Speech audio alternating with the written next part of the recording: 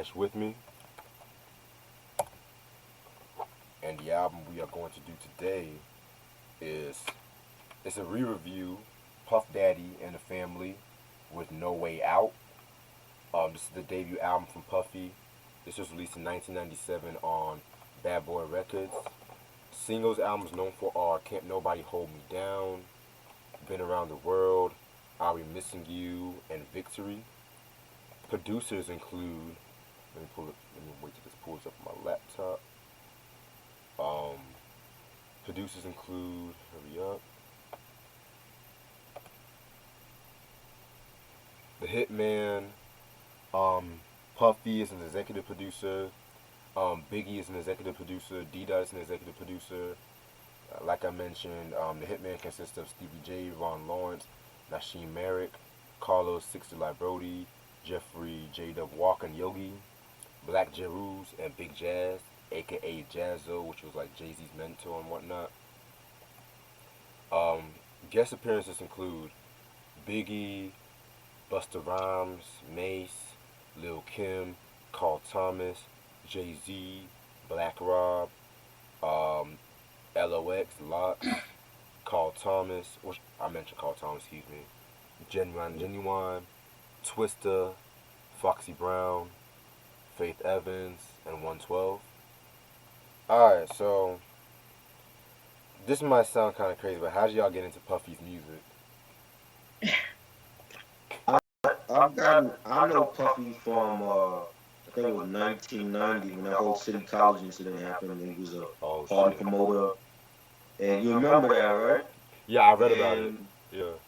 right, and they blamed him for that whole it was like a stampede or something, and people died or whatever at that concert he was throwing, and he was all over the news, and I think he was working at Uptown MC at that point, like he was the A&R for them, and under Andre Harrell, and that's when he really became like a name, and then like when he was actually doing beats, when he was actually remixing for other people's songs, and then he anytime I would buy like the Source magazine or like Right On magazine and those publications, he would be like doing ads for like Hawk and I and other labels, and then he branched off. He was responsible for Father MC and the Look for Jodeci and Mary J. Of course, her first two albums,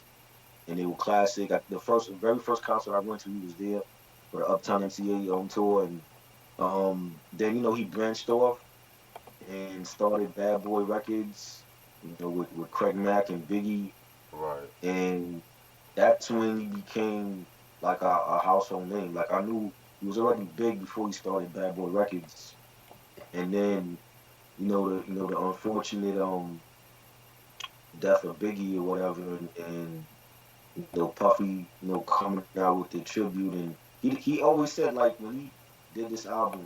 I remember there was an MTV interview that he did, and he said that he wanted to just do this album because he used to see how Biggie used to move the crowd, and he wanted like a taste of that. He wanted to know how that felt, and it was supposed to be one album. He never said he was doing a shitload of other albums after this. You know what I'm saying? And Mm-hmm. and and you know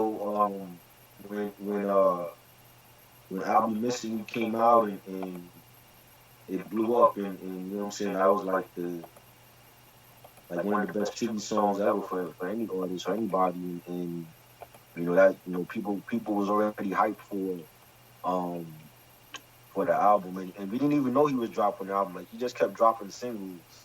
But that's what you did back then. You didn't drop a whole project first. You dropped the singles first, and see how the fans react to it. And he dropped this, and then on Can't Nobody Hold Me Down, and then Benjamin's was actually a different version. It was just him and the Locks. Yeah. I used to get it on Funk Flex, used to play that version before Kim and the Biggie remix was out, and people was hyped. Like we were just ready for anything that he was coming out with at that time. Like he was like untouchable at that time, and when he announced he was coming out with an album, it was crazy. Now I saw him twice. I saw him in '92 at the Uptown MCA concert, but he wasn't performing. He was just like in the crowd. I actually saw him perform in '96 with Bad Boy and at that one and only Hoodstock festival we had, and he killed it. And this is before No Way Out even dropped, and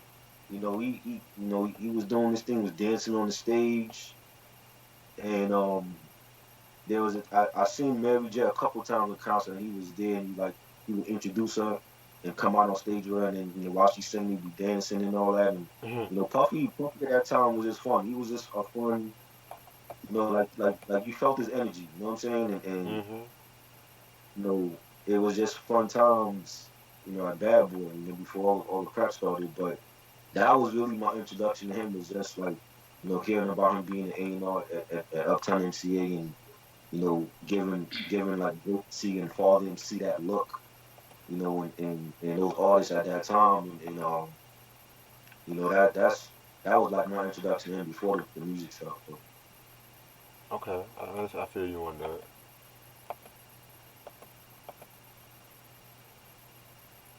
I wasn't too familiar with Diddy until I heard More Money, More Problems off of Biggie's Life After Death album.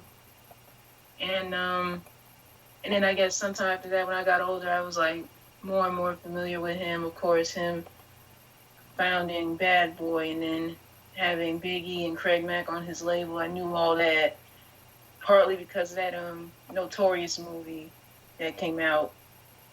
And and to be honest with you, I really didn't know he dropped his own album, to be honest with you, because when this album dropped, I was very young at the time. I had to have been at least 4 or 5 years old at the time when this album dropped, so I wasn't too familiar with him back then. But I'm just ready to get into this album now because there's a couple of stuff off this album that I do like, and a lot of stuff that I really didn't care too much for. Facts. Yeah, man. To me, I would have to say it was one of the time. I mean, I've always known this album existed when I was little, when I was getting into hip hop, but I never really bothered listening to it because when it came to Bad Boy, I was more into like Craig Mack, Biggie's, and yeah, the Maces and shit like that, and I kind of like heard the singles and shit like that. But then when I like reviewed this, when I over the years, like when I heard this album and shit, um, I was like, okay, this has some heat. This has some heat in it. But at the same time, I think I originally said like it was a guilty pleasure and shit like that because it was just like puffy, the whole shiny suit, bling bling, whatever you want to call it. Um, just see, it just like captured the time, and looking back at those videos and shit like that, it was just like a staple growing up. Cause I remember when like VH1 and BET used to play a lot of stuff like that growing up. So that's just the way I see it. All right. So yeah, just to let you, I want to give y'all a rundown about who Puff Daddy is and P Diddy, Love, whatever you want to call him. So he was originally born and raised in New York City. Well, not he was born in New York City, raised in Mount Vernon and whatnot. He pretty much actually not scratch. I made a mistake. I'm tripping. Yeah, Manhattan's Harlem. Let me get that correct. He was from Harlem in New York City, whatever. When he was growing up and shit like that, he was going up to like a rough upbringing. His dad was a drug dealer, and stuff like that. And he actually got shot. His dad got shot right in front of Puffy and stuff like that. So that was I think that was crazy as hell and shit. So when he was little, he wanted to major in business. He wanted to major in business when he was little and stuff like that. So that's when he attended Howard University. And so around the time, like in like the late '80s, early '90s, he became like an intern for Uptown Records, and that's how he got close with Andre Harrell. He helped like develop Jodeci, like Try mentioned, like put Father MC out, helped develop Jodeci, Mary J. Blige, and whatnot. Um, and like what Try also mentioned, and fast forward to 1991, him and Heavy D were promoting an AIDS, having a fundraiser to promote AIDS and whatnot, and they said that they tried to tell Puffy that there was like a lot of people. It was overbooked. They tried to tell him that, but he just kept inviting people and whatnot. Yes, Sam, Harlem World is gonna come. It's coming very soon. So stay tuned. Yeah, so pretty much he used to invite people, and there was like a lot of commotion, a lot of altercations, and the stampede happened, which left 9 people died. And this was pretty much like the beginning of the end when it came to him working with Andre Harrell at Uptown, because him and Harrell at the time were kind of butting heads a lot, and so that's when he's like, "Fuck this! I'm about to have my own label called Bad Boy." And it was also like around the time too, like 92, 93. He was when he started hooking up with Notorious B.I.G. and whatnot. He put them on, and Craig Mack on the What's the 411 remix album, and so he took them. I think I read that he also wanted to take Mary J. Blige to Bad Boy, but I think it was Mm-hmm. like contractual issues and whatnot. Right. Yeah, and also because I think around that time, 93, 94, Jodeci and Mary J. Blige were also in talks with Suge Knight and stuff like that. You know what I'm Yep. saying? So, and Yep. y'all know about Suge Knight's talks and whatnot. So, 1994 happened. Ready to Die came out. Project Fuck the World came out. Bad Boy was, an uprising. It's like upcoming East Coast record label that was rivaling like Death Row Records, which was taking over the West Coast and hip hop in general. And it's kind of like a lot of you guys know about the whole East Coast West Coast beef and whatnot. Mm-hmm. Of course, everyone knows about that. And so in 1995, I think Diddy was attending like one of Jermaine Dupri's parties and whatnot, Suge Knight's friend actually got shot and killed, and he blamed Puffy and whatnot. You know what I'm saying? So yeah, man.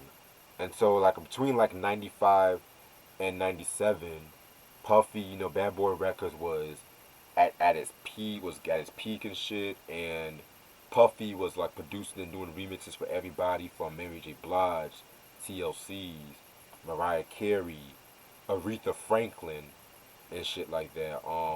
And so on and so on.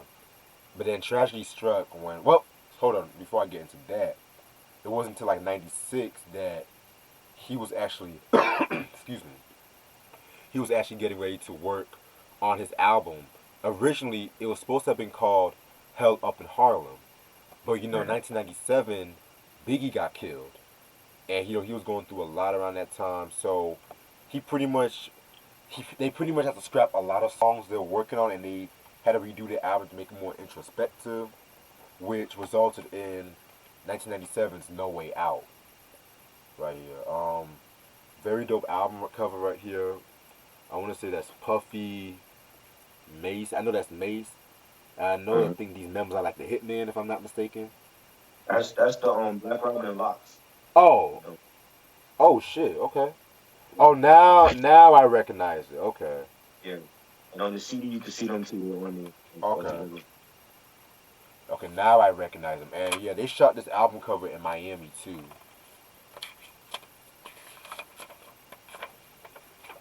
So yeah, man. Of course, you got that picture of Biggie in the back and whatnot. Picture of Puff right here. And you guys always know like got the credits. More pictures and what too. So okay. Also, just to don't throw this out there, do not get the remastered version of this album because they cut a lot of songs and endings out. So if I were y'all, I would just stick to your getting the OG version of the album. And we're gonna talk about that by the time we finish with this album and stuff. So album has about 16, 17 tracks. I'm ready. All right. So track number one, we got is No Way Out. Now, this is the intro of the track. Has like all these helicopters and whatnot. But what a lot of people don't even know was that there's actually a song called No Way Out, which features Kelly Price and Black Rob, and it was on the Money Talk soundtrack. Money Talk, that's a Uh-huh. very dope movie and shit. Love that movie. So yeah, intro just sets the whole tone of the album. Yeah, I don't know why that the title track wasn't on the album. Like they just put it on the soundtrack, and I don't, probably a lot of people didn't even hear it, you know. Right. Mhm. And the intro was good. It was real cinematic, and like I'm pretty sure he probably had to do that last minute because of what happened with Big and everything, and it was just like it had like a movie type of feel, and you know it was real eerie too. It was like that the same year Big died and Puffy comes out with this album, and then like he just blew up, and it was just like I think it was like his last. I want to say like it was like his message to Big, like Hmm. I'm gonna do this for Big, and I'm gonna kill it, and I loved it. I think it was a great way to start the album.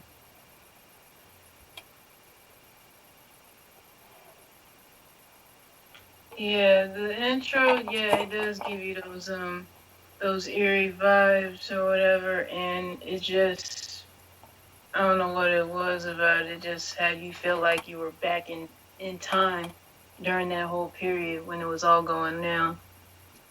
Yeah, I definitely feel what you're saying and shit. I'm gonna let y'all go to Victory. I gotta check something in my kitchen right quick. Alright. Really classic song. You know, you got that Rocky theme song. If you've seen the original Rocky with Sylvester Stallone, everybody knows that song, and it just felt like a triumphant type of thing. Like it felt like that's a song you put on is like if you do something, if you get to like the last stage of like Call of Duty, or you got a new job or something, you feel triumphant, and that's the song you play. It has like that real type of feeling with the horns and the beat, and Biggie starting it off, and he killed it, and Busta on the chorus. We got the real live shit from front to back. I love that. He's screaming. That's like Dungeon and Dragon Buster and Puffy on it. Like just a dope collab, and that's classic. That has to be like, man, I don't even know, like top 10 collabs of all time. Like just to have Biggie and Busta on the same track together, and you got Puffy. That's a great track, man. Just a killer beat, and the video was dope. I remember seeing the video for the first time when TV premiered it, and just a great track. Yes, definitely. Um, I'm gonna let you. I'm gonna go after Ashley. I'm gonna let Ashley go. Shit. Okay.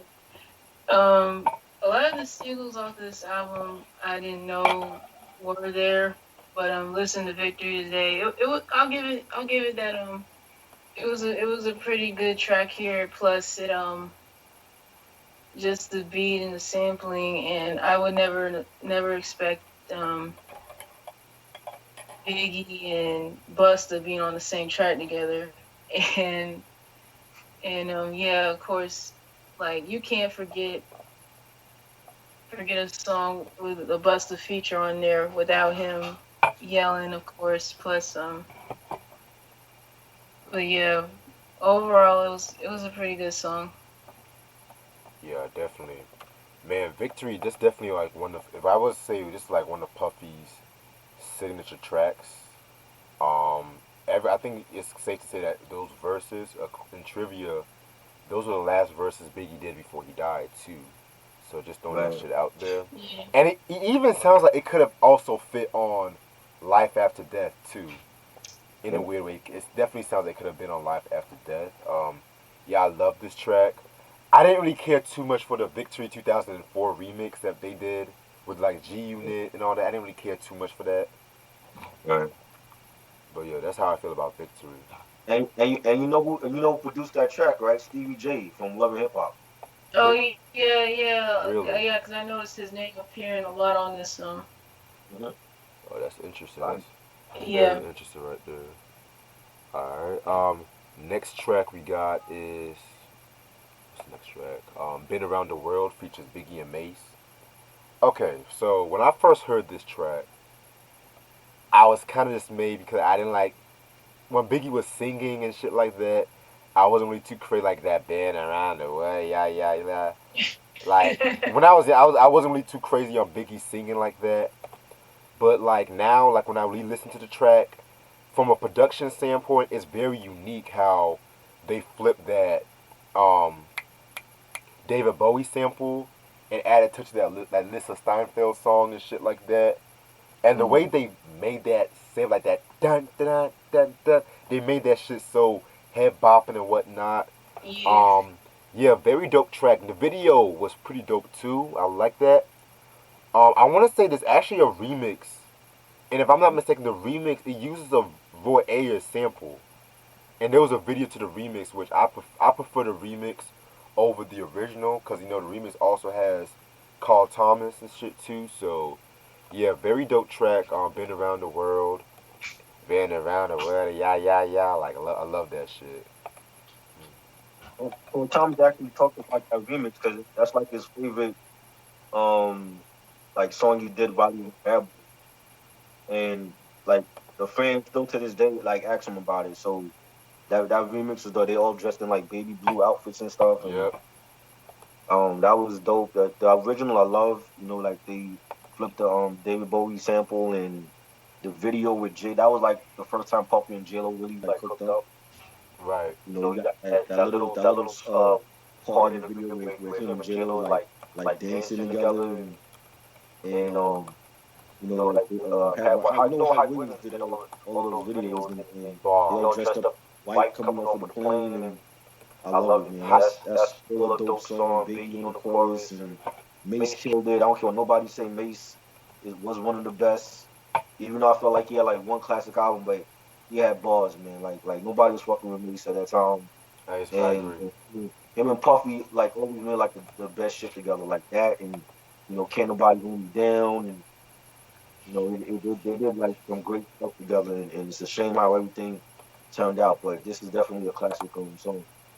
Right, and it's crazy how you mentioned Hype Williams because I'm just gonna say this like Hype Williams made the Bad Boy music videos too. Like a lot of those classic Bad Boy videos, you gotta thank Hype for that shit.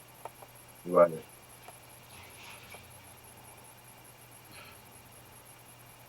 And Around the World is one of my favorites off this album, and even though I haven't seen none of the videos for this, but I'm happy to say that everything worked perfectly for the song. Everything from the sampling to Biggie singing on the chorus to Mace's verse in the song is just like everything coincided together perfectly, and it came out phenomenal. Mm. Yeah, I definitely agree with you on that and shit like that. Like that song right there. Like if they play that at a party, the whole crowd's gonna be hype and shit. Like play that like at a New Year's Eve party and stuff, man. Mm. Got to. Right. And now we're gonna get into what you gonna do. This is the first Puffy solo track. Love that the beat saved the song. That's all I want to say. That Yeah. beat is so fucking. It is so fucking ill like that. Damn. And low key, Puffy didn't do that bad on this track either and shit like that. You know what I'm saying? You can probably tell like somebody like either Sauce Money or Biggie or somebody ghost wrote this shit right here. Cause it definitely that beat definitely was so ill. Like I could even heard that on even Black Rob's first album Right. and shit like that. So with this track right here, you know, it's kind of like that braggadocio kind of shit. I like the line Mm. where he says, "Baby mama call." She pick him up in about an hour. Now free to go, free to blow with the Kellicos and the Navajos. It's just the way this player knows anything goes. Finally caught up with my nigga Sam. Pick me up in the 10 Lex land. Like hell, fuck Right. that. I think Jada Kiss wrote that. I'm sorry, I think Jada Kiss wrote that because just the way like this the rhyme scheme it says Jada Kiss to me. Right. Like, but yeah, that beat saves the song in my opinion. Yeah. Yeah. That beat was fire. You know. I think was it Ron Lawrence did that. Amen Rock. Yeah. Definitely a dope song. Like you know. And I didn't take Puffy seriously as a lyricist. You knew what he was. So the production definitely is top notch on this whole album. from beginning to end. And I mean, I thought he should have had a feature on that. You know what I'm saying? Like you try to do a solo. I thought he Right. could have had like Black Rob on that, Right. or the Locks or one of them. You know what I mean? Maybe Jadakiss or something. But it definitely, I love. You know what I'm saying? I ain't even care for what Puffy had to say. For real. It was just like, nigga, what the fuck? Fuck you Yeah, talking it, about? he just threw it out there like let me just do a solo track because everything else got features on it. So Right. you know, Mm. Yeah, what you gonna do? I was very hesitant and skeptical when I heard this song. Like, I always knew Puffy to be featured on a song for any of his artists or for Bad Boy, of course. But I'll commend him that he did a good job doing a solo track on the album. I give it to him. I mean, he did better than I thought he would, because I honestly didn't think he was gonna be able to pull it off, to be honest. But the beat did say the song too, so. But overall, it's not a terrible song. So. Exactly and shit like that, man. Like, this is probably the only solo track by Puffy I can probably play on a regular too. right? Shit. Mhm. But yeah, next track, Don't Stop What You're Doing. Yeah, Yeah. I still got my vodka. Yeah. I love the Oyabo and People song that was released in Mhm. 1980. I feel Yeah. like that's a classic that should be played in hella barbecues or whatnot. I also love. No, hold on, wait a minute. I'm talking about this version. Oh, this version is trash. Yeah, this version is trash, man. Like, I love Lil Kim, like early Lil Kim, but Mm. hell, she barely even saved this track too. Like, and that's the one thing I didn't really like about. I felt like this album, when it came to this album, it was a little oversampled, but it wasn't as oversampled as Forever when it came to that. And y'all should check out my review I did a while back on that album. Ooh, that was bad. But yeah, with this track, it just kind of felt like filler. Like, I felt like they didn't do this original justice in my opinion and stuff like that. Like, some of the lyrics was just like Puffy saying, "We don't stop, so check the mansions and stacks, and we don't have to answer to Jack. No wonder we had this rap shit locked for 8 straight summers. Pull up at the party, 8 straight Hummers, 6 me in the 6th, 7th, 8th wonders, pop corks. We'd be the toast of New." I'm like, what the fuck, man? I'm just, yeah, yeah. I would skip this track. I I like it. I think it's a popular sample. I actually have that y'all song on 12 minutes, Facts. and I like the way that he sampled it. You know what I'm saying? Like it sounds like the original. Little Kim killed it. You know what I'm saying? Mm-hmm. It's a solid album cut. You know what I'm saying? Like I'm pretty sure if he had made it a single, it would have went big at that time because everything he was coming out with was big at that time. For real. You know, got Kelly Price on the chorus. She's an Oh, underrated singer. Um, it's dope. You know what I'm saying? Like I said, like again, I'm not quoting nothing for Puffy because I don't think he's a lyricist. But Lil Kim did her thing on there with like a nice feature. For her on there, and I thought it was cool. I feel you.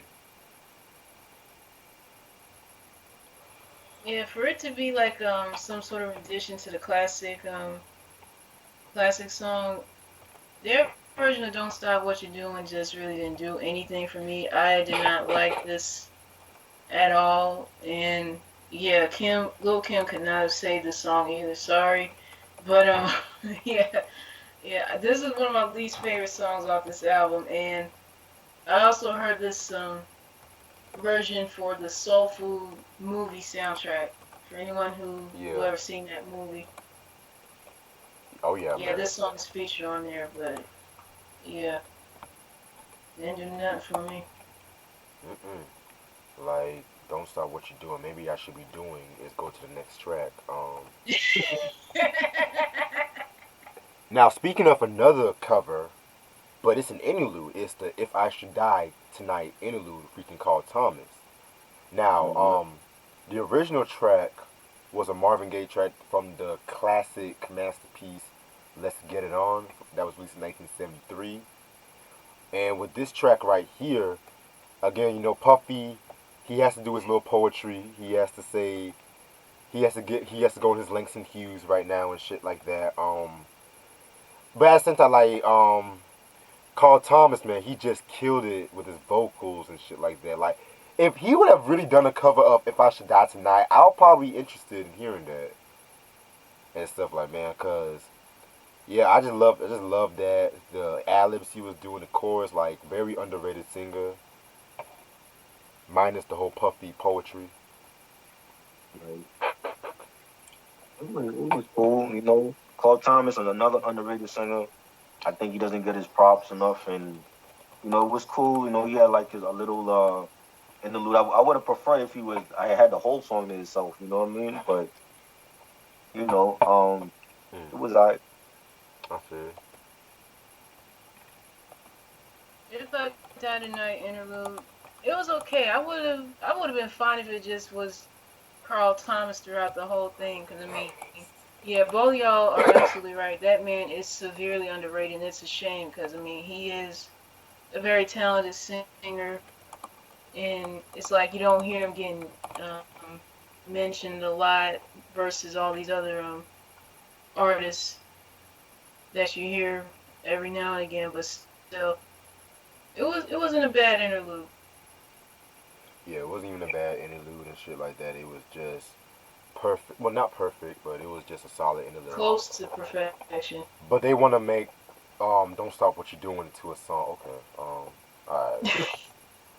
Even though, and that's the thing about certain albums, like the interludes. If they motherfuckers do songs and they call it interlude, sometimes the interlude fits more in the album than the original song and shit. Yeah. Oh man, but next track, "Do You Know?" Mm. This was an okay track. It just features Kelly Price. Um, Puffy talking about how he feels trapped under fame and whatnot, and saying some real shit. I think Sauce Money wrote this verse. I want to say, but yeah, it is what it is. Not really big on it. It was a nice beat, you know, by D Dot, and you know, once again, Kelly Price, the unsung hero of this album, definitely slept on singer, Mm-hmm. and she did her thing. You know what I'm saying? I think she should have been involved more. She should have had like her own like track. You know what I'm saying? Right. And you know, Diddy, he was Diddy on here. Like, you know what I'm saying? He was just Diddy on here. Like I think the features overshadowed him, and rightfully so. So when you have like people like Kelly Price and Mace and the Locks and Carl Thomas, the whole bad boy, they overshadowed anything he was doing on here. But it all worked at the end of the day. You know what I'm saying? But it was all right. It was good. Okay, I feel you. To me, Do You Know was a pretty good track. I like the fact that Kelly Price was featured on this album too, in this song right here.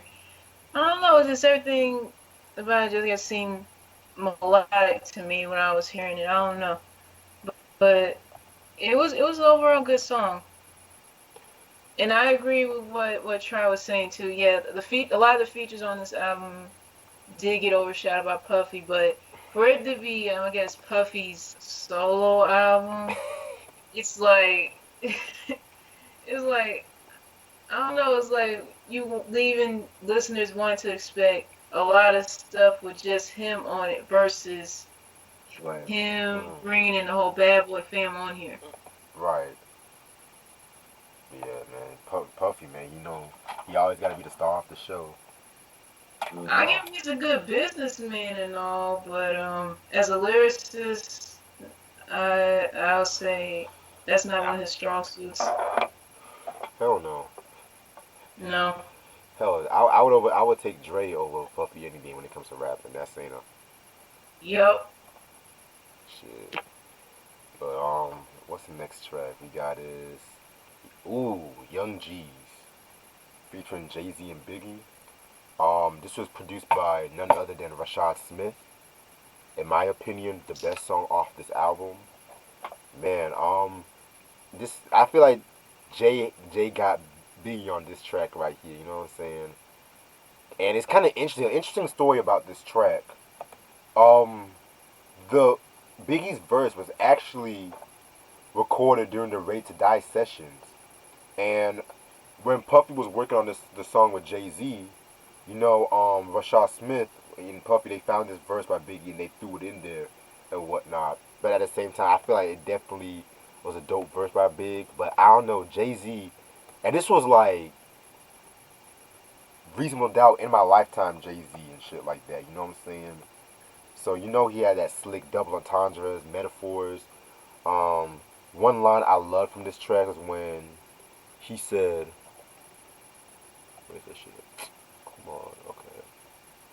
He said, "I've been rich, I've been poor, I saved and blow bread. Some say I've been here before because of the way I zone. Some said Jigga's zone like a falling Rome, reoccurring that he thinks that cause he's observant." And then he had this one other dope line where he says, "Destined for greatness, and y'all knew this when I doubled the pie. Had a shorty in a girdie coming out of BWI. In school, I hated algebra but loved to multiply. And I told my nigga Big, I'll be not multi before I die." And he lived up to that. He lived up to that promise, obviously, and shit like that.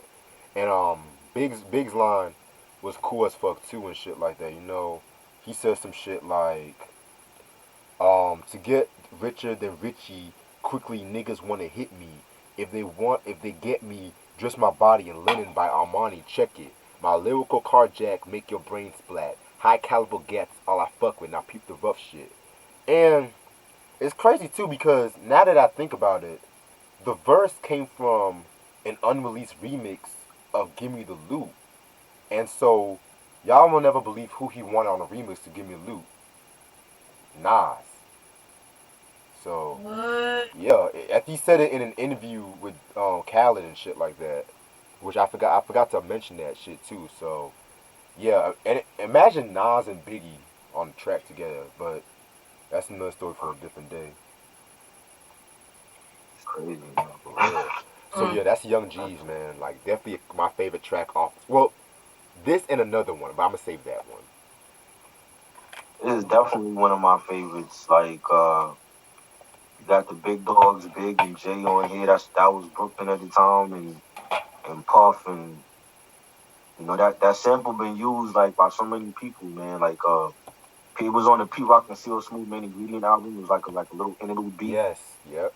and DITC they sampled it for the Worldwide album, and it's been used by so many people, and the beat was dope, and like you're right, I agree. Like Jay Z had the best verse, Biggie killed it, and I would have loved for them to do like a video for this, man, and like that would have been crazy, and that like the part with Jay mentioning Bob Marley's like part of me, yo, the great Yes. Bob Marley, fire. The That just great Bob Marley.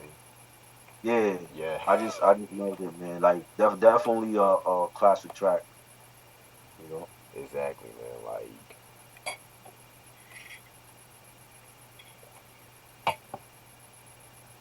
Young G's, it was a, to me, it was pretty much of a hardcore track, but I wish there would have been a video for this. That would have been dope. It was just everything about the song just, I don't know, it was just so real. And wait, was this a single or no? no. Yeah. Oh dang, I wish it was. Shoot. I would take this over Don't Stop What You're Doing any day, so and that's saying something. Yeah, man. Like, and imagine what would have happened if Biggie and Jay and Charlie Baltimore and all them cats did that commission group. I Oh man, cause like I want to say like I even like this track more than Brooklyn's Finest and shit. Yeah, man. Next track off I is you said what? That's a classic song too, Brooklyn Oh Finest. yeah, various classic as well. Um, Next track, I Love You Baby, Black Rob, Black motherfucking Rob. Man, this is another one of my favorite tracks, and Also, another thing about this track too, Havoc also has some hand on this production on this track too, if I'm not mistaken. Um, yeah, I love you, baby. Man, that beat is so beautiful, man. Like, that's probably like the Hitman. Like, it's something different from the Hitman.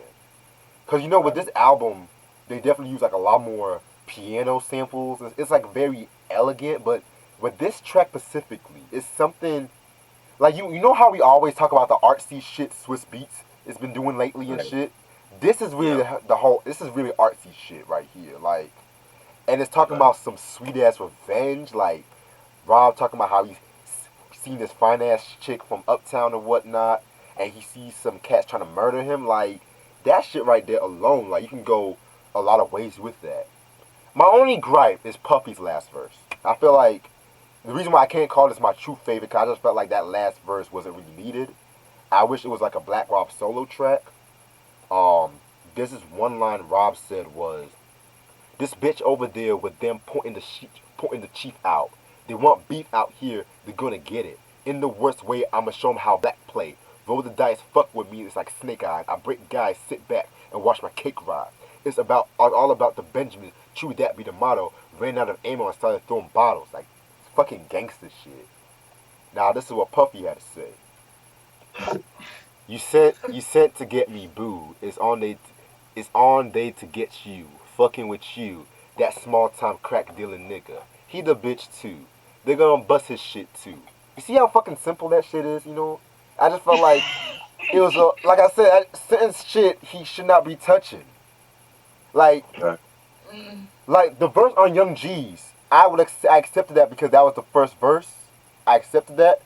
But with this one, I just felt like he just fucked it up. So, but all in all, I feel like this track right here is a classic and one of the most underrated tracks from Bad Boy's catalog.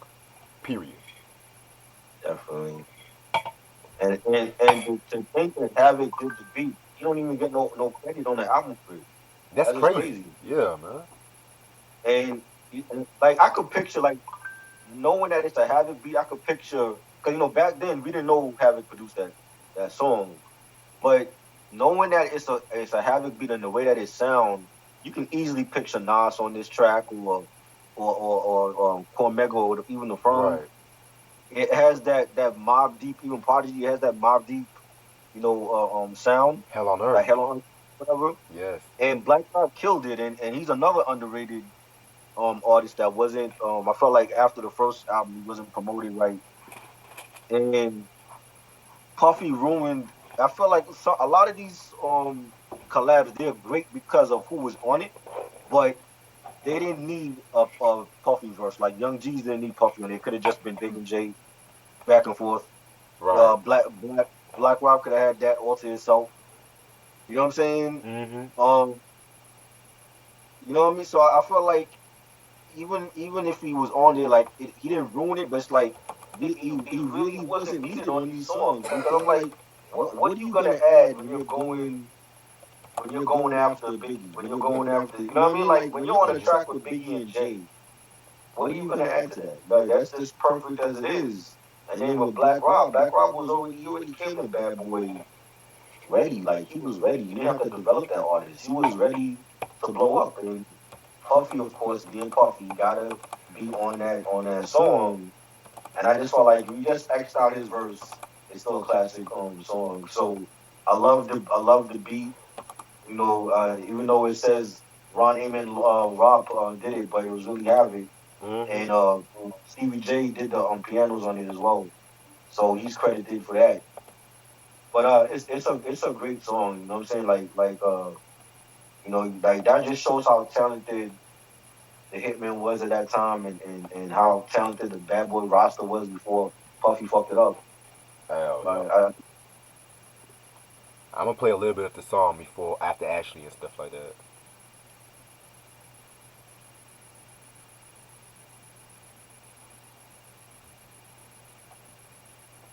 You still there, Ash? Yeah, yeah, I'm here. I'm here. Oh. Um, I thought you were gonna play before I said something. Oh no, I said after. Oh, okay, okay, all right.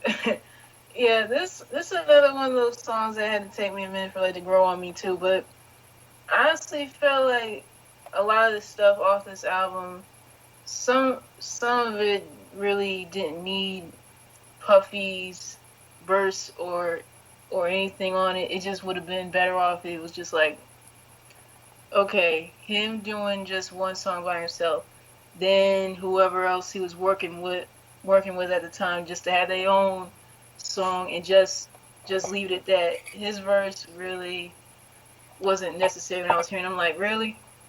Like it was beautiful the way it was, but to me, I felt like toward the end of it, him having his verse kind of messed it up for me, kind of ruined it for me.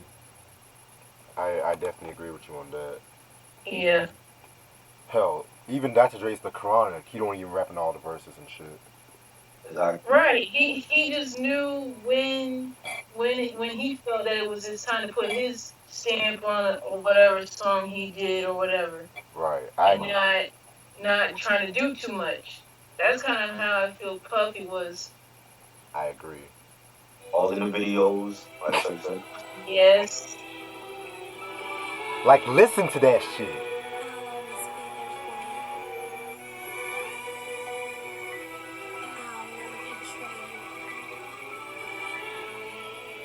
And that's all I want to play because I feel like someone's gonna flag me and shit like that. Yeah, So you probably gonna do that shit. right, Mm. fucking Puffy. But anyway, so that was I love you, baby, and shit. Now it's all about the Benjamins featuring Locks, Biggie, and Lil Kim. I mean, this whole track right here is I don't even need to be explaining, man. Everyone knows this track. This is a track that introduced the slang term Benjamins, like before it got played out after a while. The original track appeared on DJ Clue's Holiday Hold Up mixtape, and it only featured Puff Daddy and the Locks, excluding Yeah. Styles P. And the Right. reason being was because Missy Elliott, she was like an uncredited force behind the song, which again, keyword uncredited. Um, she pretty much said that Styles he had a verse recorded, but she just felt like Styles' verse would not fit right with the song and whatnot, and so I guess because compared to like Jadakiss and Shink and everybody else, but and she also added some background vocals to this track too. So yeah, I kind of felt that was kind of interesting. I never knew Missy had her hand on this track right here and stuff like that. So in terms of who bodied this shit, man, Jadakiss and Biggie. Jadakiss and Biggie bodied this whole fucking shit, in my opinion. Like, and the fact that they used that fucking Jackson sample when Biggie came and whatnot, like that shit's fire. Um, Right. yeah, man, I love the line when and even Jada wrote Puffy's verse on this song too. So I love the line when Jada said, "Freaking the 3/4 reptiles, enormous cream, Forest ring Benz Jeep for my team. So while you sleep, I'm a scheme. That's right. We see through. That's why nobody never gonna believe you. You should do what we do. Stack chips like Hebrews. Don't let the melody intrigue you. Cause I leave you. I'm only here for that green paper with the eagle. Like that shit's fire. Um, then Biggie, comes out with that. Left my East Coast girl the Bentley to twirl. My West Coast shorty pushed the chrome 740. Yeah, a nice East Coast West Coast round right there, Biggie. Yeah. Rockin' Redman and Naughty. Oh, where's my kitty cat? Half a brick of yay in the bra where my titties at. Where her titties at. And I'm living with that whole life. We push weight. Fuck the state pen. Fuck Cole with the Penn State. Like, fucking ill ass shit right there. I didn't care for that stupid ass rock remix. I didn't care for that. God. Ah shit, that was cringy. No, man. Puffy, Puffy fucking screaming like that was around the time he thought he could do everything. Like Yeah. then he did that Yeah. fucking song with Jimmy Page from Led Zeppelin, which Yeah. I love Jimmy Page, I love Led Zeppelin, but why would you give Cashmere to Puffy? Why? Shit, like, but that's another story for a different day. Very very dope track right here. This song is like the most overplayed. I swear, like I got tired of it after like a very long time in the video, and yeah, like you said, like he had the rock remix with Dave Grohl from Foo Fighters Ugh. was on that. Then he had like remember he had like different versions of the video. He had like one was Yep. like a tap dance version with Savion Glover. Oh, That, that was What? cringy. That was yeah, cringy as that was fuck. Nigga thought he was Sammy Davis Jr. in that fucking video and shit. Like, Oh my sit god. your ass down, like was nigga. yo. It was Puff Daddy versus Savion Glover in that video, in that version. And he was milking this song to death. Oh my, oh, just that image alone. I'm like, sit your ass down. Yo. The Who told you the to part tap where the dance? beat switches and Biggie comes on, Mariah Carey used that for the Honey remix with the brat. Oh, that was actually Um, cool. I actually like that. yeah, that was cool. It's a classic song. I like the way Puffy start off. What y'all want to do? Want to be bold? You know that. But I remember going to see the movie All About the Benjamins, and they played that song in the beginning of it. I hate that So movie. with Omar Epps, and Hate that movie, it man. Shit. was a tiring song. They played it to death. It is a classic song. I love it. Little Kim's part when bumming with the B, huh? I love that shit. Ugh. The video, like I said, but I mean, it just overplayed to death, yo. Jesus If we Christ. could skip over this track, I'll be great. Like it's just an overplayed song. Everybody knows the song. That's really that's like Puffy signature song. So you know, Yeah, all about the Benjamins. Yeah, it is. I want to say Diddy's signature song too. Don't, I mean that is a fact. But yeah, after a while it did get overplayed. I remember hearing it at some point when I was coming up, like either at a skating rink or I don't know at a cookout or wherever. I'm like, oh my god, stop playing this. And I knew he had a rock mix for this song because I remember there was 100 Greatest Hip Hop Song Countdown Yep. on VH1, and I remember they were showing a clip or two of this, and I'm thinking in my head, I'm like, what was he thinking? I mean, you already did fine with just having Biggie, the Locks, and Kim on the track. That's fine, but you having like multiple remixes for this is like, do you really feel the need to continue that? Right. I'm just saying, like after a while, you're gonna have people starting to get sick of it. But I remember the clip of that rock version of the song when I guess what Diddy was like running out of a building somewhere This nigga. or something like looking all crazy. I'm like, what is this? Oh my But god. I had no idea he did other remixes with uh, what Reg you were mentioning like what him tap dancing or something. Yeah. yeah. I did not see that. uh That one was actually on TRL. That made the countdown. That one with him and Savion Glover. I did not know that. Yep. And I wasn't watching TRL like that either. And, and BET had the audacity to put him number 24 in top 25 greatest dancers. Crazy. What? Below Big, he was. It was number 20. He was number 24. I know Big Daddy Kane was number 23. Oh, What? no. Yeah, Oh, yeah. BET had a list of top 25 greatest dancers like back in like '06, '07. I wow. don't remember that. Yo, that was back when BET was actually good and shit. Yeah, yeah. Shit. Put number 24. This nigga. Shit. But anyway, um, MC Search is a better dancer than your ass and shit. Like,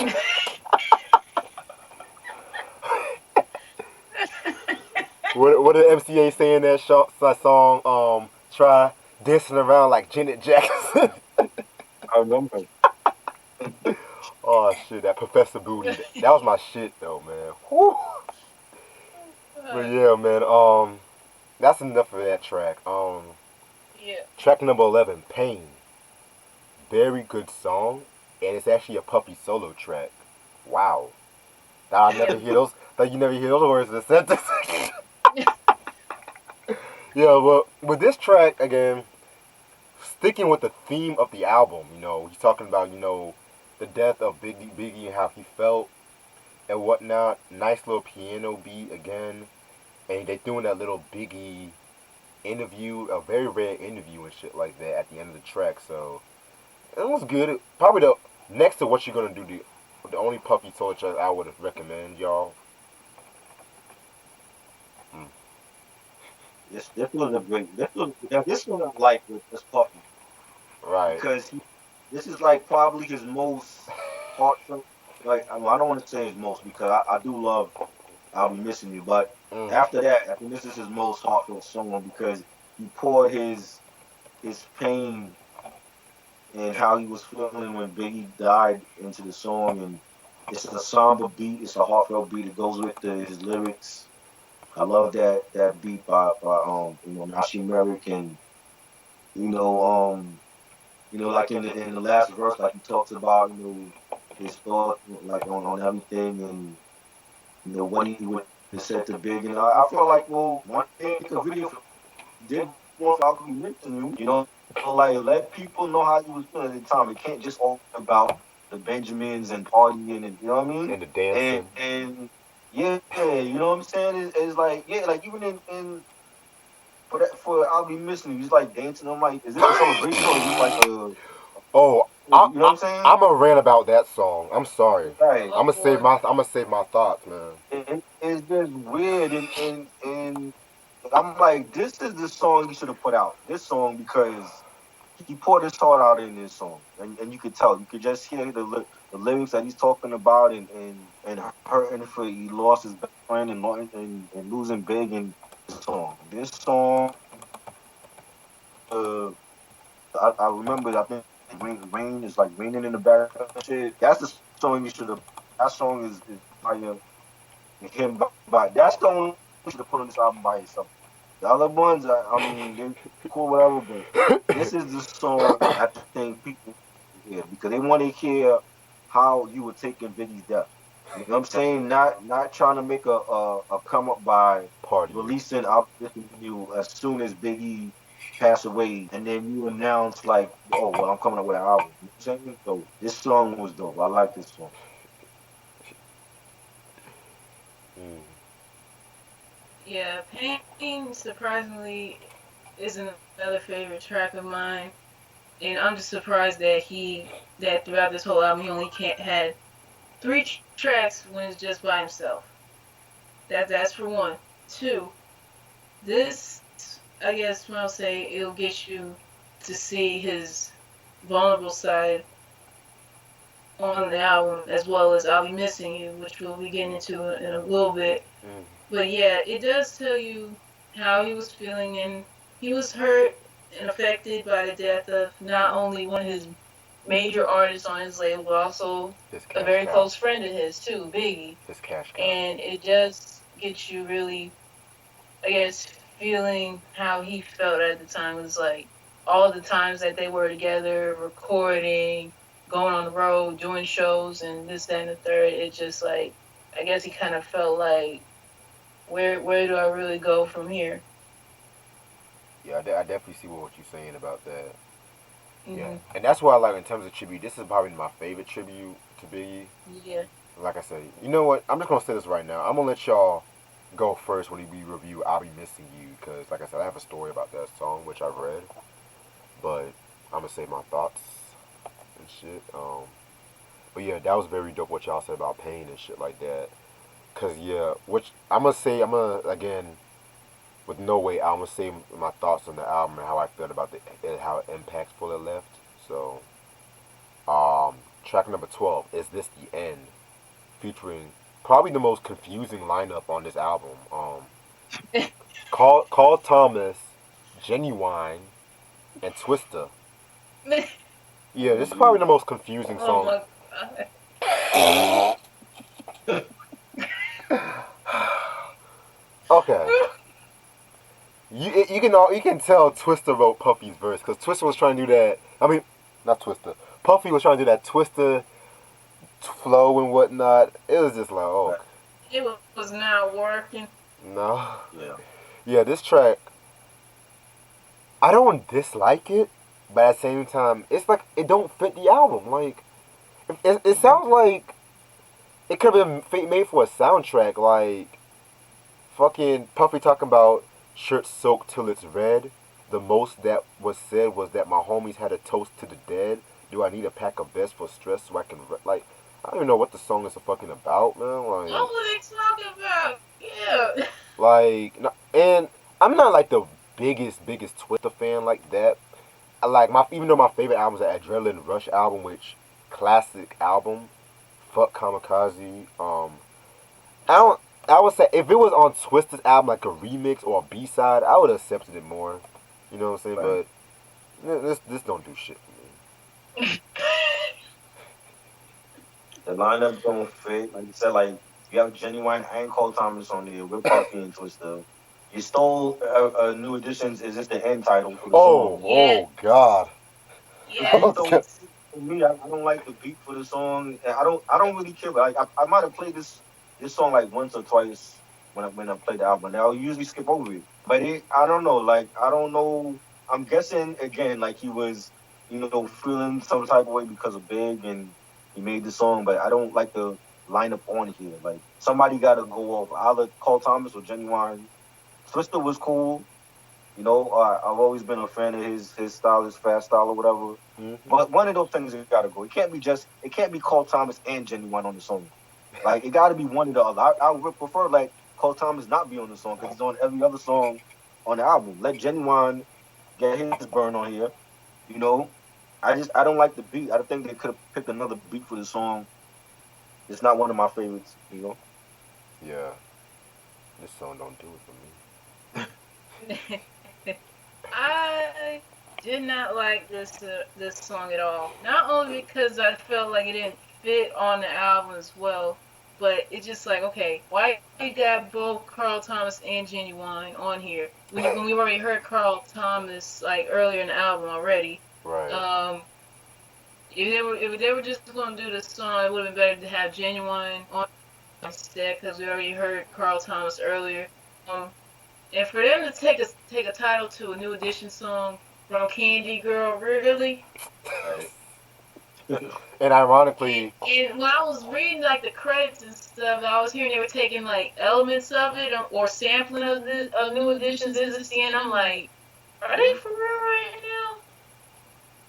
Because the only thing that was like a little similar was that we heard Carl Thomas and Genuine sing on the chorus, but other than that, this song Right. really did not do anything for me. It was awful. And I already know Reg don't even like the New Edition song Is This the End anyway, so actually, That's a I don't dislike it. I actually do like that song. Believe it or not. for real? Yeah. I don't like the video. Oh. Yeah. I don't like the video, but believe it or not, I actually do like the song. they were 14. They don't know it any better. No, but you know Yeah. the 80s had those low budget music videos at times. I was just like, Yes. They didn't know Uh, what to do. And of course they were kids, yeah. and right. and we're not even gonna mention that New Edition did eventually sign to Bad Boy. Oh yeah. Oh god. Yeah, that One Love album, yeah. Oh God, I'm so glad Bobby stayed away from that one. Oh I'm so yeah. glad Bobby Could stayed you away from imagine that if he would one. have ended up being on it with them? You said what? I said, could you imagine if he would have up and did it with them? Hell no. Mm. You guys already saw that video with Ricky by himself when we did the reactions, which is coming very When they- soon. Um, Cause I know volume 2 is gonna come out I think this weekend, so stay tuned on that. Okay. But yeah, man, it's just cause Bobby was trying to get into Murder Inc. around that time too. right. Oh yeah. But that Yep. thug love it. I don't think that would have worked for him. Yeah, imagine Bobby Brown and Ashanti on a song together. Oh no. No. Oh baby, oh baby, thug love it.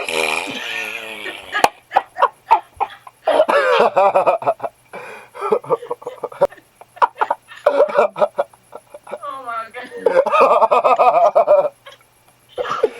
Oh Yo, that video where that nigga got out that fucking car though. In that, I think he had that red clothes or whatnot. Yo, bruh, you know Murder Inc. was struggling when they had to ask Bobby Brown for help and shit. Oh yeah. Oh shit. They didn't. Mm. But yeah, Thug Love. Oh baby, oh baby. Yes. Surprisingly, this is not the end of the album though, but No. track number 13 is the most underrated song off this album. I Got the Power featuring the Locks. Man, this is another dope track, you know. Um, now that y'all want to talk about money, power, and respect, since I'm on a Bad Boy Records kind of feel lately. Y'all want to I talk about money, power, see. respect one day? You said what? Yeah. Sure, let's do it. All right. We'll talk about that after the show because I got some shit to tell y'all though. But yeah, All man, right. this shit right here is fucking fire. I actually like this track. Sheik. I mean, not Sheik. Sorry. Actually, well, Sheik did his thing, but Styles Yeah. P though. This nigga Styles P is a fucking monster. Like, pot full of acid. I got the game mastered. Move dimes, hit 20s. Addicted to getting money. It could be 100 degrees. I never look sunny. Like, this nigga Styles P is a fucking lyricist to the full 10th degree and shit, man. Um, yeah. I need to talk about the Gangsta and the Gentleman one day, though. I need to talk about the album one day. Um, Sure. You know, I never mentioned those Sheik lines in this review, so I'm gonna save up this time just to say one line I like from Sheik when he said, "Housekeeper disguised with a nice bubble grip, extra clip in the vacuum if I slip, room service ring the alarm and get the bomb, blown to Hong Kong, why I been long gone." Like, fucking dope ass shit right here. I could have easily seen this on the Money, Power, and Respect song, which I'm not gonna say this right now. That album is overhated. It gets too much hate, in my opinion. But yeah, that's a very dope track right there. It's dope. This is a dope song. It definitely should have been on their first album. You know, when it came to Jay produced it as well, and I like it. I thought it was solid. Yeah, you don't really hear nobody mention this song when it comes to this album. They really skip past it. Right. Early locks, but I thought it was a dope song. Nice song, solid cut. Yeah, I got the power. Even though I don't consider it a favorite of mine, it was a pretty decent song because it was like so like in your face and grimy, and I kind of felt like it could have been featured on the Lox's own album. Yeah, man, I definitely agree with you. Like, even if it's not the song, it could have been a remix. You know what I'm saying? Right, Could have been a right. could have been a fucking remix and shit. You know, but Yeah. instead we got fucking "Don't Stop What You Doing" and shit. But It could have been a replacement for that. for real, Not the worst song on here, Reg. mm, you know what? Yeah. This next one we're gonna get into, I did not like. Oh, you friend. Oh, by the Really? way, I Got the Power was also produced by Big Jazz. Just to let y'all know. Right, right, okay. But yeah, friend with Foxy Brown. Yeah, it's sometimes I almost forgot that Biggie also helped put Foxy on too and shit. So I always forget that. But yeah, I have to agree with you. I love Foxy Brown. Like lyrically, Foxy saved the song, but as a whole, I didn't care for this shit, man. Like, Mm-mm. what the fuck is this nigga talking about? Can you feel me, baby? It's been away a long time. Is it still with me? Is it still me, baby? Like, what's up with all these fucking? That's another thing about Bad Boy too. Like, and this is something that about Biggie too. They always say baby, baby and shit like that. Even De La Soul was making fun of Bad Boy on that Sticks is High with that baby, baby, baby, baby, baby, baby, baby, baby song and whatnot. Yo, like De La Soul's low key shading them and shit like that because they always saying baby in every fucking song. Like, who the fuck these niggas think they are? Like, fucking Tevin Campbell or Babyface or some shit? Like, fuck out of here, nigga. Like, but yeah, back to Foxy. Yeah, she definitely did a thing. Definitely did a thing on this track right here. I want to say this was before. No, no, wait. Il Na Na. That came out in '97, right? Yeah. This is way before Il Na Na, like a couple months before and shit like Mm. that. No, that was 96, I believe. Hell no, no, that was '96. Yeah, you right. You right. Yeah, that was '96. Yeah, man. Even though my favorite is China Doll. Nah, nah, I'm joking. I'm joking. Just want to see Child's reaction to shit. You having nightmares right now. No, I'm joking. My favorite album is that Broken Silence shit. That shit's fire. But I, that's come back. yes, but yeah, I didn't care for this. I didn't care for Friend though. Mm-mm. I actually like this song. I mean, you can't have Little Kim on here without Foxy. You got. I knew Foxy was gonna be on here at some point. You Oh know what yeah. I mean? Mhm. Yeah, and Foxy killed it. Puffy really shouldn't have been on the song. I mean, if anything, you should chorus. You don't need a verse on here. Yogi from CLU, he produced it. Um, I thought it was a good song. I like the Foxy verse. Foxy's always been dope to me. Yeah, I thought it was solid. Mm. I did not like this song one bit. I'm sorry. Even though Foxy's verse was dope, but yeah, she really could not have saved the song here. I'm sorry. Cause like when you listen to the song Friends, you be listening to the lyrics and stuff, and it's like a lot of the stuff Friends don't normally do. It's like when they get past the Friends stage when the stuff happens, and even towards the end of the song too, I definitely did not like when it was like okay, it was like Puffy making out with some Latin girl probably being at her place or whatever, and wanting her to teach him how to speak some things in Spanish and all this stuff. I'm like, really? I did not need to hear all this. That that reminds me I of could that. have done without all that. That reminds me of that Biggie song on What's Beef, where he's talking about, don't you know my nigga? He's talking about with his nigga. He's talking about, don't you know my nigga fucking fuck kids, fuck them in the ass, throw them over the bridge. What? I was like, so you choose to hang out with molesters, nigga? Like, Oh, he's like, don't you know my nigga fucks them up the ass, throw them over the bridge? Like Biggie's lines, like, you look so good, I'll suck in your daddy's dick. Oh my god. Even though that was a Richard Pryor line, though, but yeah. I'm just gonna say this shit right now. I'll never suck on no dad's dick if a girl looks fine and shit. I'm sorry. Oh That's god. that's Hope crazy. not, man. You said what? I said I would hope not. Shit. Oh man. At least eat the No, mama. At least I know Reds don't even roll like that, so don't even try. at least eat the mama out. Like at least eat the mama. Like this is what I would have said. Your girl's beauty is out this world. Wait, hold on. Your girl's beauty is out this world. Your girl's beauty is out this world. I took your mama to your bed and made her feel like a girl or some shit. Like say some shit like that. You over here talking about suck your daddy's dick, and I'm a fan of Big. I love Big. I respect him, but that was always that one line. Well, those two lines that I was just like, nigga, what? Some questionable stuff, For right? real? Like another like even like I'm gonna go off top. Like even like a lot of gangster rap. Like I was listening to Compton's Most Wanted, the Music to Drive By album, and that one track, they were dissing Tim Dog, who's fucking who. I know. Try heard that track. You heard that track before, right? Yeah, Yeah. yeah.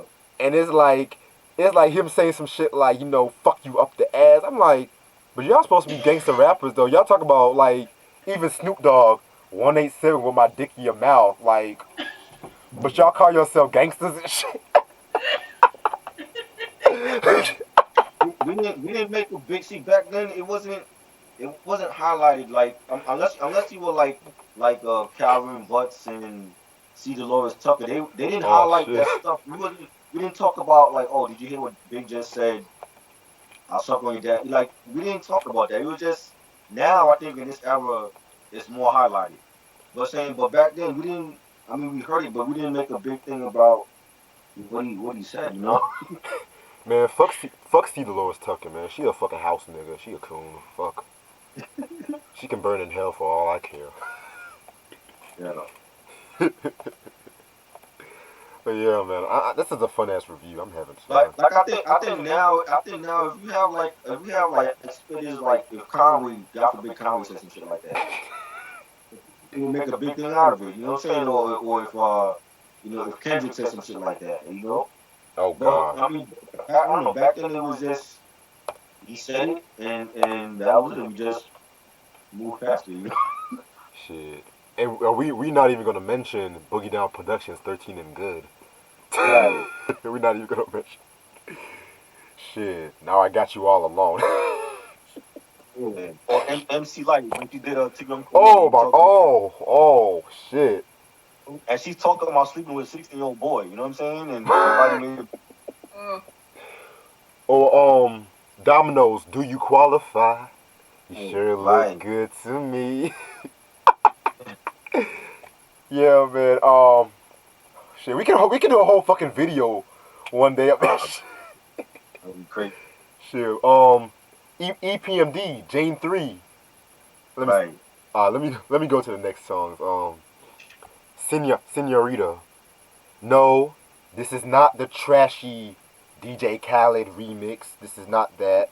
Um, Mm-mm. yeah, this song right here, it's an okay track. Puffy getting his own Latino flavor on with this track right here. You know what I'm saying? It's an alright track. Don't worry. Mm. Yeah. Big mistake. It was Yogi from CLU that from Crew that did this one. That Stevie J did the front track. Uh, And Puffy was feeling them Latinos at this point, man. You could tell, like the little interlude before the song, and he's like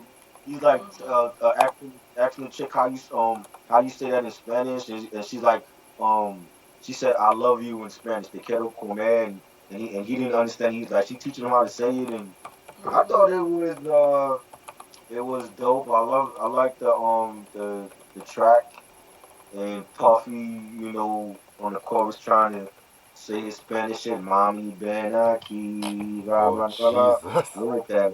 I thought it was a dope song. They actually played this on the radio like it was a single.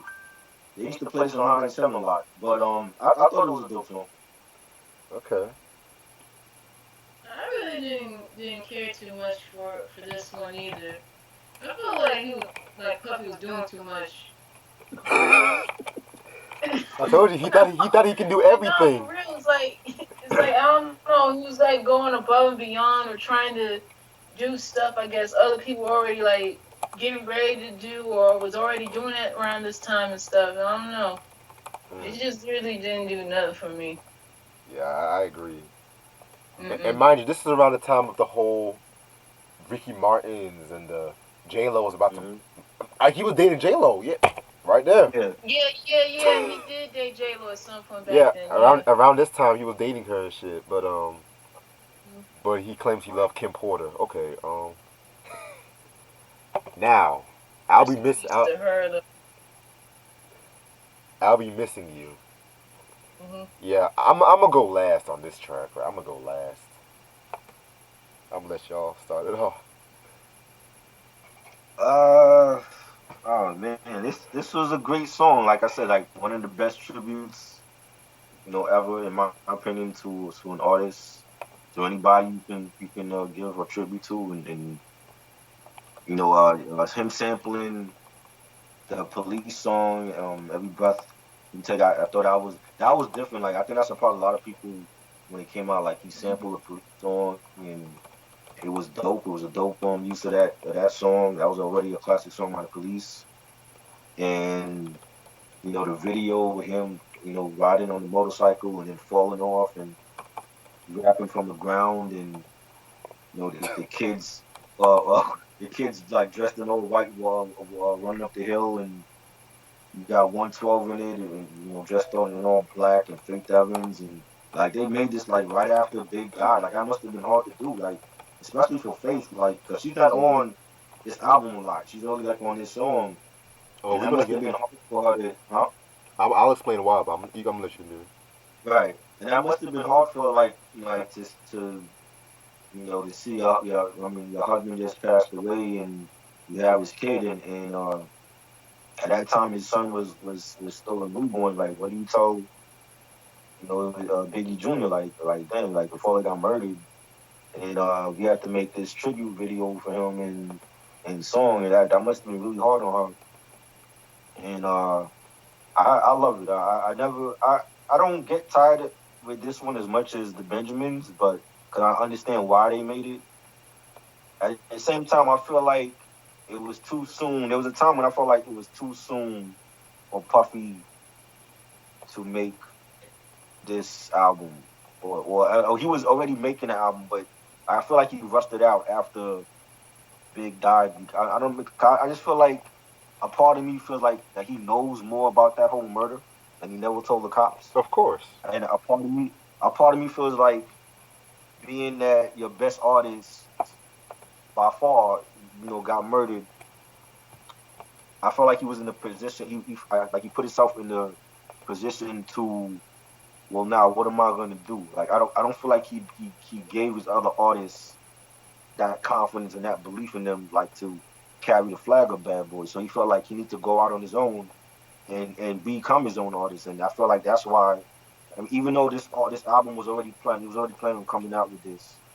But I feel like after this one album, when you start making all these other albums, that's basically saying, well, I don't believe in Mace, I don't believe in Black Rob or 112 or Faith to carry the torch of Bad Boy. So I gotta be the CEO and the artist at the same time. Mm. And I gotta look out for my own label because I don't believe none of y'all can. And I feel like that was the start of the downfall with Bad Boy. Not just Biggie dying, but the whole thing, not paying the artists and not trusting them.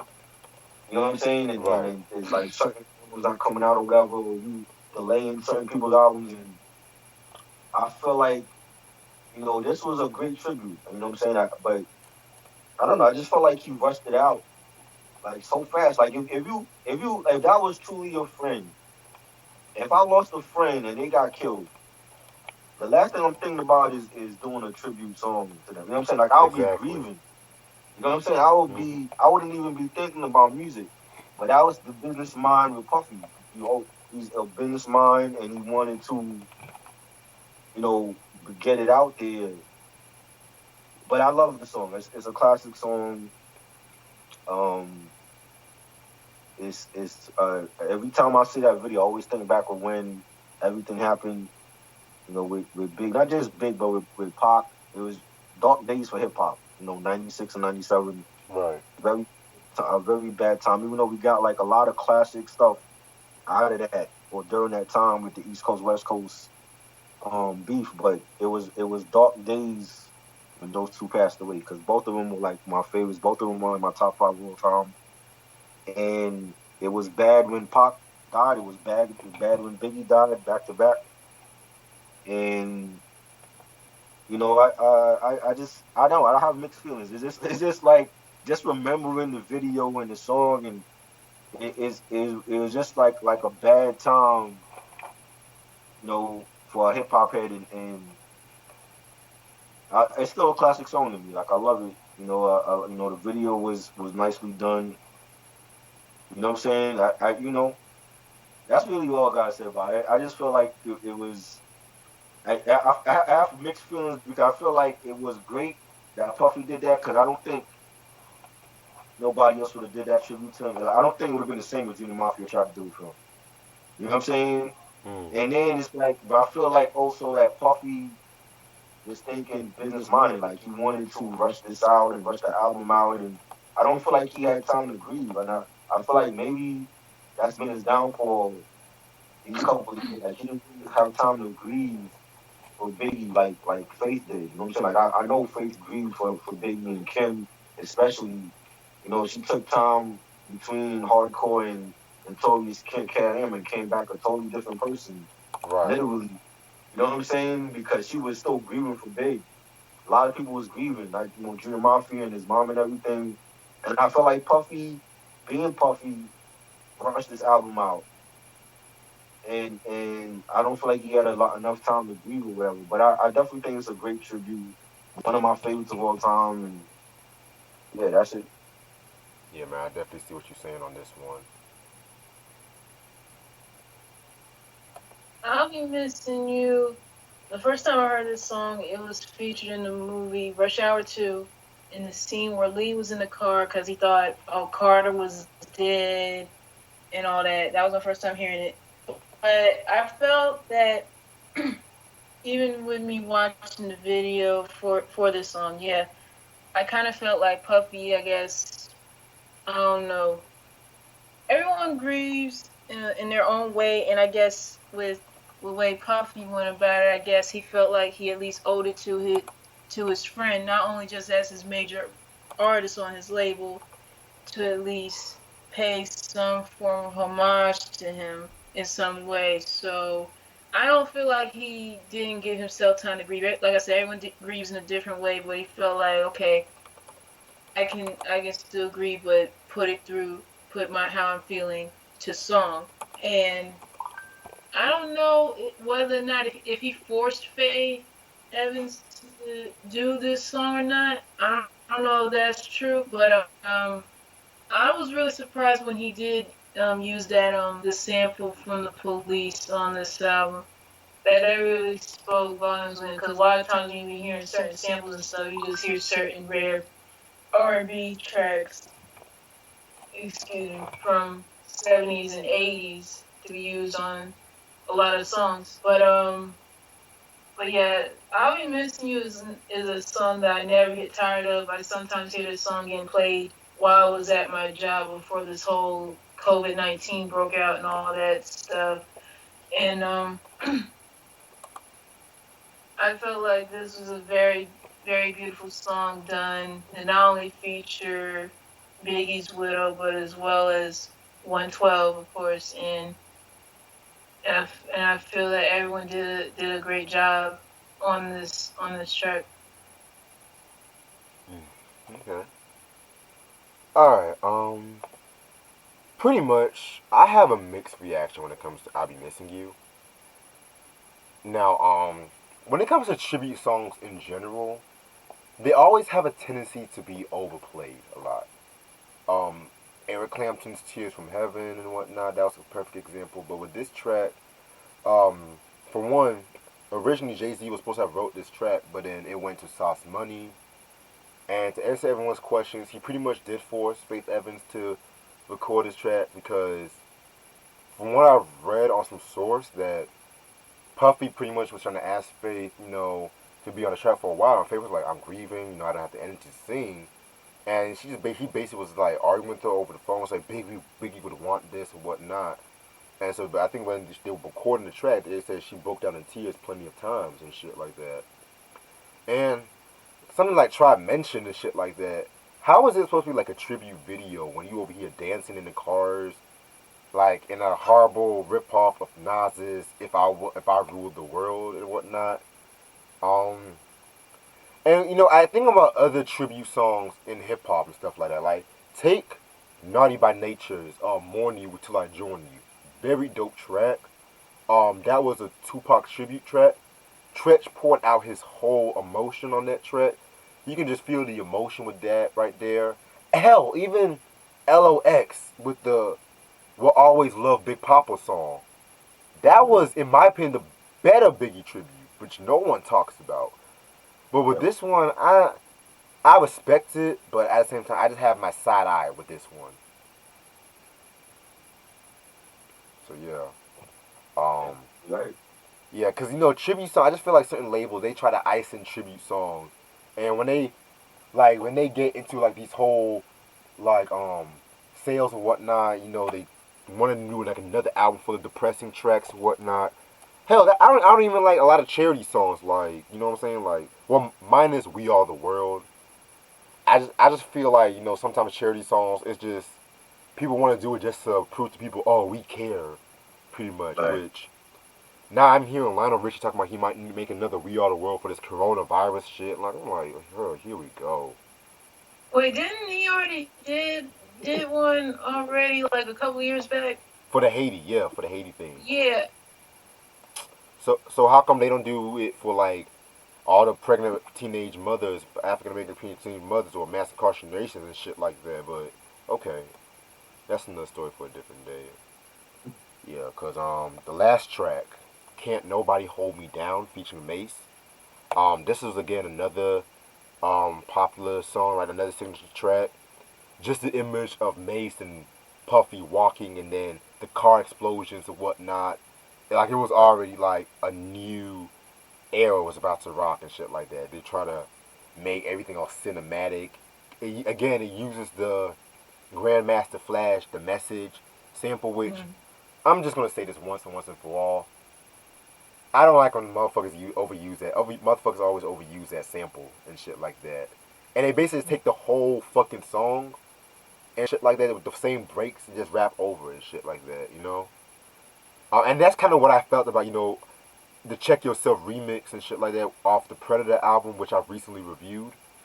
How I say I prefer the OG version because I just felt like with the message with that song with the remix, it basically just take the whole message song and he just rapping over it and shit like that. But yeah, this one's a pretty dope track. I like it. I love it. Uh, everybody know that sample, great sample, classic sample, the video classic. I think this is like the first time I saw Mace. I mean I didn't see him before. And this is like the first time I saw him like in a video, and like you said, like the cars blowing up and all that stuff. And just a Only dope Puff. song, you know what I'm saying? Like, and when this song released, I think this song came out before Benjamin's. And when this song came out, that's when they started saying that he was coming out with an album, and this is like the first single. Then Benjamin's came out. That the album "Missing Me" was like a regular single that he added on the album later on. Right. And yeah, it was dope. I still think, like I said, Mason and Puff made like the best shit together. And just a great way to end the album. Definitely. Yeah, can't nobody hold me down. I did not. I really did not get into it at all. Like I felt like what Reg was saying, like the Grandmaster Flash and the Furious Five sample message, it gets overused a lot. And I remember hearing Cube's Check Yourself remix as well. Even though it wasn't a bad remix, but I felt like it didn't overpower the song. And I kind of felt like that's what happened with this right here. I guess that's probably the reason why I couldn't get into it. Right. Hmm. Alright. And that's all the time we have for this album. Overall, after we listened to this album these past couple of weeks, you know what? I'm just gonna say it's a classic album. It's a classic album. However, I'm gonna start off with the flaws first. And for one, I have to say way too much Puffy on it. Certain songs, Puffy just came and just took over, changed the whole direction of the song. Hint, hint, I love you, baby. I definitely felt that with this album right here, it did have a couple of songs where like it became like a lot of samples in it and whatnot. And I don't, y'all should know I love a good sample in hip hop, but don't just sample a song and not do anything to the fucking sample and shit like that. Just throw it on there, like, and then even though some of the beats, like the beat for "Can Nobody Hold Me Down," "Been Around the World," and shit like that, you can easily tell, oh, that's that sample, if you just into music like that. However, there's a lot of positive on this album and shit too. It's just like the introspectiveness of this album is what really brought me and stuff like that, especially with at the time we know Biggie dying and whatnot. And I just felt like the reason why this whole album is connected with a lot of fans and shit because it just represented a, this album, Life After Death, Harlem World, represented like a new era with the whole shiny suit era, and at the same time it was just like we were still mourning Big at that time too. And then this album was just a way for how we can just, in a way, just be positive about it and whatnot. And that's one thing I've always loved about No Way Out. And I just felt like if Try, yeah, like what you mentioned, Try, when you said that Puffy, this is supposed to be his only album. The reason Right. why he came out with the Forever album, to keep it a buck, was because Bad Boy was losing popularity by the late '90s. Of course. Yeah, because around that time, Rough Riders came out. Rockefeller was on the rise. Wu Tang was still going strong. And then we're not Yeah. even gonna mention the South dominating the airways around that time too. So yeah, man. And so I just felt like this is like the only Puffy album y'all should have in your collection. Um, but like I mentioned, do not, and I repeat, do not get the remastered version of the album. Stick to the OG. So yeah, very dope album, still in print. I actually I have to make a confession. I actually have the Dirty Money album. You said a Dirty Money album? I have the Dirty Money album, but that came in the halls. That the 150 Oh. CDs I got, that came in that. It's actually decent, but it ain't no classic. Let's be clear. This is the only Puffy album that's a classic, and it's not a classic because Puffy was rapping on it. It's a classic because of the collabs and the big names he had on there. When you got Biggie and Jay-Z and you got Genuine, Twister, The Locks, Little Kim, everybody outshined Puffy, rightfully so, because they're those artists are real. Mm-hmm. So Anthony Fans outshined them, Black Rob, the productions when Stevie J was not on Love and Hip Hop, because I think a lot of the young generation know him for that. Stevie J is actually a producer. He produced a lot of the Bad Boy hits, Notorious Thugs for Big, a lot of the joints on he produced. He's a great producer. The Hitman, D. Angeletti, before he was the Mad Rapper, and Carlos Six Brody and Ronnie Man Lawrence. Yogi from the group Crew, CLU. That was the Hitman. Chucky Thompson, whatever. You know what I mean? And that's why that album was so great. The production was top notch, and the collabs.